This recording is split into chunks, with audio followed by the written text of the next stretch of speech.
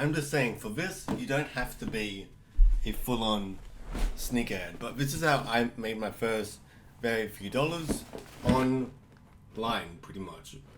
I just had to stutter, so yeah. So here we go. And I pretty much bought and I sold. Holy crap, this is dusty. You can see the dust everywhere. Now, pretty much what I did is I signed up to Adidas and JD Sports, which I believe it's only an Australian company where they pretty much it's like Culture King. I'm pretty sure Culture King is global. And the thing is, I also bought these shoes from Culture King as well. So pretty much what I did is I signed up to the email list. They sent me an email when they were releasing new Kanye West Yeezy shoes. I genuinely like these shoes. People think they're ugly. People think they're a rip-off. Think what you want, but I made money from them. I like them. I be me, and I'm a sneakerhead. So what I would do is I would buy these pretty much for retail, and let's say, for example, I bought this pair for like $320, I believe, and I sold it for like $600. But this particular pair, because it's pretty old, this is the Yeezy Boost 350 V2, the black on red color scheme, pretty much. So this is my personal pair. The actual boxing is a little bit damaged, but it is what it is. So let me actually grab the pair out and show you. But this is pretty much what it's like. I've not worn this particular pair. I think I've actually worn it one time and I didn't even take the tag off. But this is pretty much what it looks like. It's authentic, it's real, it's from Adidas, and no, I've not even worn it. I just smell tested, and yeah, I've not even worn this thing. You can tell by the smell. So whether you like these shoes or hate these shoes, this is how I first started making my first couple hundred. I believe I even made a couple $1,000s. So like I said, what I would do is pretty much I would resell these. I don't keep up with the whole Kanye thing anymore, or Yeezys or anything like that, because right now I haven't got money to buy more and more pairs of shoes, and because I live in Queensland, a majority of my shoes are still in my parents' house. But this is how I made my first few $100s online. I would pretty much buy these, sell it on eBay, or put it up on the Facebook Marketplace. And yes, Facebook Marketplace, it's annoying to deal with people. Yes, you can make money, but constantly on Facebook Marketplace, you're gonna get people who either say they're interested and they just be like, oh yeah, I want to buy it, and you tell them it's available, they say nothing, or they go buy another pair, or they try to haggle the price down from like, let's say $500, which you're trying to sell them for, and they try to haggle you down to like $200 when you bought it for like $320. It's stupid, but it is what it is. So majority of these I pretty much sold on the Facebook Marketplace, and I sold in total 6 pairs, I believe, and 2 of them was on Facebook Marketplace, and the other 3 or 4 pairs was on eBay. Now, listing it's simple. You just take pictures, you say what it is, you say it's never been worn if it's not been worn, you say the price, and pretty much you get people to message you. There's no crazy ads or anything like that. So let me put this back, because it's a mess. I had to take down all my books to go and get this. So if you're personally trying to make your first money online, just do something simple, man. Like, literally, if you got spare stuff in your garage or in your bedroom or anything like that, or stuff you don't really use, like for example, if you've got an old iPhone that you don't use because you've upgraded or whatever it may be, sell your iPhone, man. Like, it feels good genuinely to sell something online, whether they come pick it up, you deliver it, or whatever it may be, and you see the notification pop up on your phone from your bank, and it's like, oh, congratulations, you've been paid $500 from X and Y. Then it's like, this is money online, but it requires a little bit of work. It requires you to take decent pictures, upload a pretty good description, be honest, and sometimes you have to deal with annoying customers. But this is essentially what business is on a easy level of degree. It's pretty much like retail, but you're just in charge. Now, do I recommend you actually still try and do the whole Yeezy thing? Well, here's the thing. Yeezys, for you to win the raffle, and it's actually pretty hard to win the raffle. I've entered pretty much all of them. besides the ones where it's for phones or whatever they are, I'll chuck up a picture. I think they're ugly. They're not really worth that much in my opinion. And you might get $200 out of it, but it's a really ugly shoe. I don't think they should have released it.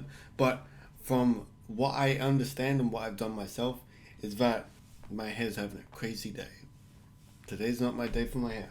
The 350 V2s, they've always sold well, and they will continue to sell well because it's a pretty good shoe, unless the colorway is really, really wacky.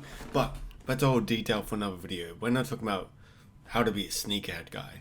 But I just started off with something basic. Sell stuff on Facebook Marketplace, sell stuff on eBay, and after you be like, this is how you make your first amount of money online, then eventually you can go into things like, I can make YouTube videos about how to sell things on eBay or how to sell things on Facebook Marketplace. Or now that I know how to actually make a description for a product, you can be like, well, if this works, and maybe now I can do a drop shipping store, or I can buy an e-commerce course, or I can just watch videos online for absolutely free.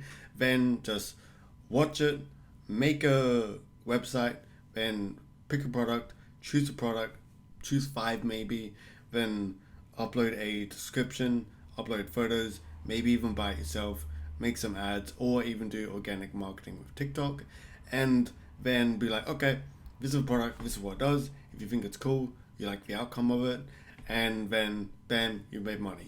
But the key is with any particular product, it's got to solve some sort of problem.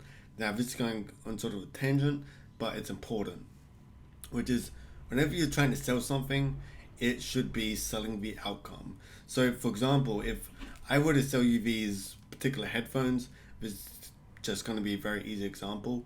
Now, I could tell you that, and this is based on a true story because I use these daily, that these are noise cancelling, right?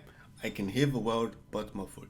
It's got good noise cancelling, and it's wireless, so you don't really have to plug in a wire, but you got to charge it and all that stuff. This is facts. This is like what it does, which isn't fancy. You want the actual headset yourself, but you don't want to buy it because it's wireless. You don't want to buy it because it's got noise cancelling. Noise cancelling is good. You might want to buy it because of that, but that's not the sole purpose you're actually buying it. The reason you're buying a gaming headset is because you want to be better at gaming. Now, not necessarily is this going to put this on, play your game, when you're going to be 40% better in your accuracy or whatever it may be. However, this gaming headset can help improve the ability to hear your enemies, then focus on the game more. Therefore, if you focus more, you can get more kills, increase your KD, and therefore it makes you a top-notch gamer. That's selling the outcome in a nutshell, because you want to buy this to be a better gamer. You don't want to buy it because it's a headset. You want to buy it because you want to increase your KD ratio in Call of Duty or whatever it may be. But that's what it comes to particularly anything. Even with iPhones. iPhones are like, it's the latest camera. It's the latest chipset. You want to buy the latest because you want to stay up to date. They don't be like, it's I don't know exactly what A13 chip this is. I believe it's for A15 chip. And if you say something like to the general community where it's like, this is the A15 chipset, it's got a 2.3 gigahertz Snapdragon quad core 3500 gigahertz per second, whatever thing. Unless you're a tech guy, you're not going to care about that. All you want to know about the CPU on this is good, it's fast, and it's amazing. And the camera, you don't care that it's 48 megapixels or whatever it is. You care that it takes stunning photos so you can look amazing with your best friends in Paris. That's all you care about. Or even going to a car. I test drove a Hyundai i30N, the hatchback. If you're not a car guy, that's cool. But I have a base model Hyundai i30, which is cool. It does what it needs to do. But I want a Hyundai i30N, and it's turbo. The reason I want to buy it is not because of the fact that solely it's turbo and it's an i30. I want it because it's a cool car and it sounds good. If the salesman comes up to me and he tells me, oh, it's a 4-cylinder turbo, it goes like 0 to 60 in 4 or 5 seconds, whatever it is.